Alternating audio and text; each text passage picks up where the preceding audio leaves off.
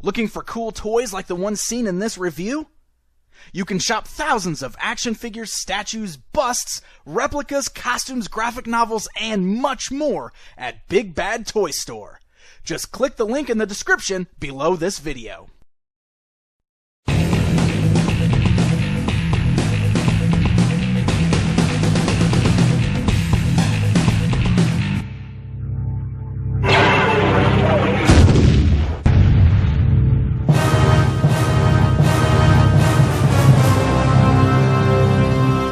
See a full gallery of images at JediInsider.com.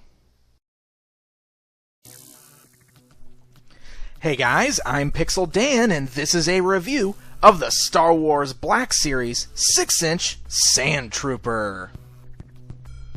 The first wave of this new 6-inch line immediately gives us an army builder. But is he worth buying multiples of to build up an army? Let's find out. The Sandtrooper comes in the standard Star Wars Black Series window box packaging, complete with the gray lettering and medallion image up at the top, and the window below fully showcases the action figure within the box.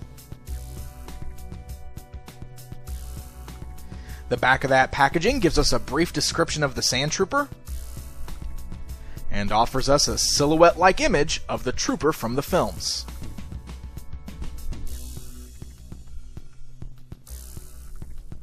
Alright, so let's get a look at this guy outside of the packaging. The Troopers have always made for really cool looking action figures, and this new 6-inch size figure is no exception. The Sandtrooper sculpt is pretty much perfect as far as I can tell. This guy looks like he jumped right off the screen. Lots of great work in the armor pieces, and what I think is really nice is that it's somehow sculpted to capture the look of the armor sitting atop the character's body. What I mean by that is this looks very natural. The parts where his knees, his thighs, his elbows, etc. are all showing are sunken in a bit, as if he's actually wearing some bulky white armor over the top. It's really cool looking.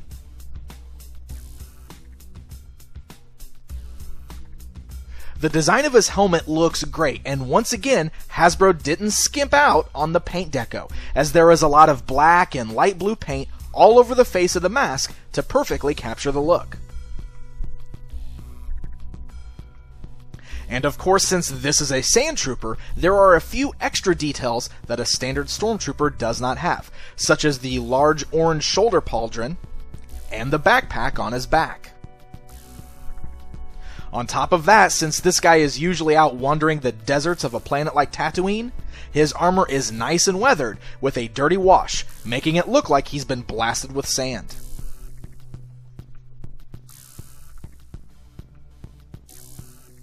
Height-wise, the Sandtrooper stands the tallest out of all of the figures in the first wave. You can see that he's nearly a head taller than both Luke and Darth Maul. Alright you guys, let's go ahead and take a closer look at the Sandtrooper here. And we'll go ahead and start with a breakdown of his articulation. Again, the head is on a ball joint, just like we've seen with all the other figures so far, so you can turn the head left and right, you can hinge joint it up and down, got a great range of movement, and you'll notice he's got all these little extra pieces like the pauldron and everything hanging off in the backpack. He still has a good range of motion, even with all that stuff on there. It doesn't really get in the way at all, which is really nice.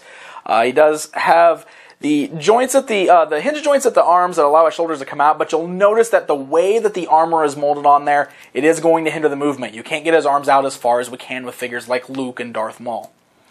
He does have the nice bicep cut articulation there. He's got the standard elbow joints right there. He's got swivels at the wrist as well as hinge joints at the wrist. And once again, on the left hand, it moves forward backward. On the right hand, it hinges up and down. That'll be good for holding the blasters and such like that. He's got a great range of movement here at the waist, nice rocker, so it goes all the way around, rotates left and right. I kind of took the backpack off there just for ease, but we'll put it back on just to show you that it still rotates just fine, even with the backpack on there. He's got great hinge joints at the thighs there, so he can spread his legs pretty good. This will be good for riding a dewback or something like that, if there's ever a large scale one of those that comes out. You can also get him in a pretty decent sitting pose. Armor doesn't really hinder that whatsoever. He does still have the thigh cuts. It's just up a little higher because of the way the armor is sculpted, but still works great. You can still hinge you can still swivel, I'm sorry, at the thigh joints there. Very nice. He does have the double jointed knees again, so a great range of motion on the legs there. He is lacking a boot cut. I would assume it's because of the sculpt of the armor, but then the ankles do have the forward-backward movement there, as well as the nice rockers. And all of the articulation's nice and tight. You can see it's kind of the ratchet joints there, so it's pretty good. Articulation on this guy is pretty much on par with all the other figures we've seen so far. Should be able to get some really great poses out of him. Now, I did show you how the backpack removes. There's just a little peg on his back. See, it plugs in very nice and snug, but you can pop that off if you want to. Another thing, since these figures do have removable heads, you can pop off the figure's head there, and you can remove the little pauldron. It just goes over his neck and his right arm. You can pop that off, and you can put the Stormtrooper head back on, and hey, look at that, guys. Now we just have a Stormtrooper with some dirty armor. In fact, it wouldn't surprise me if this is pretty much our Stormtrooper that we're going to get in Series 3. So if you want to see what he's going to look like, that's him right there, and he's pretty great. It's pretty awesome. Now, again, I pointed this out in the Luke review, but I got to point it out here, too, in case you haven't seen that. Unfortunately, the head sizes, or the peg sizes, between Luke and the Sandtrooper, they're different. The Sandtrooper's is bigger, so unfortunately, we cannot get a quick and easy Luke and Stormtrooper disguise out of this because the head does not fit. So, a little bit of a bummer there. I really wish that was something that was a little more swappable between the two, but either way, there we go, guys. There's a look at the Sandtrooper. Posing him around without all of his extra pieces does get me really excited for the standard Stormtrooper, I must say. Even if the Wave 3 Stormtrooper release is basically just this figure without those parts, I think I'll be perfectly fine with that, because he looks awesome. Now, this Sandtrooper comes with several accessories. He's fully armed, ready to find the droids that he's looking for. First up, he comes with this smaller blaster. This is the standard Stormtrooper blaster, and holds very well both single-handedly and two-handedly. Then he also comes with this much larger blaster rifle. This one also fits perfectly in his right hand, which is sculpted with a trigger finger, by the way. It also fits perfectly for two-handed cradling poses.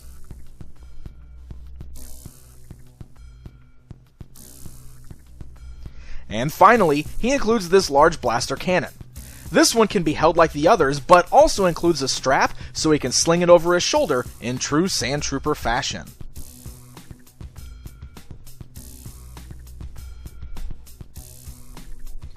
Alright guys, it's comparison time. Here's the Sandtrooper standing alongside one of the 3 3/4 inch releases, to give you an idea of the scale and the style difference.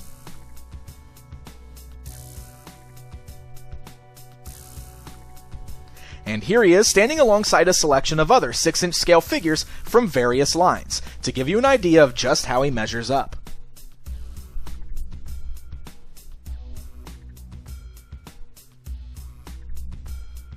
The Sandtrooper is among the best of the best in this first wave of Black Series figures.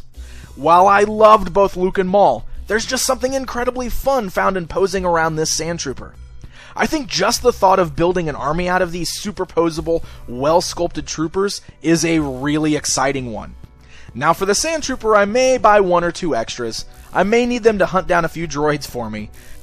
But when it comes time for the standard Stormtrooper to be released, oh man, I'm in trouble, guys. I'm gonna want a full army of those, and at $20 a piece, that's gonna get expensive. But man, will it be awesome. This figure is practically plastic perfection. The new Star Wars Black Series 6-inch figures are hitting store shelves right now, so happy hunting, and until next time.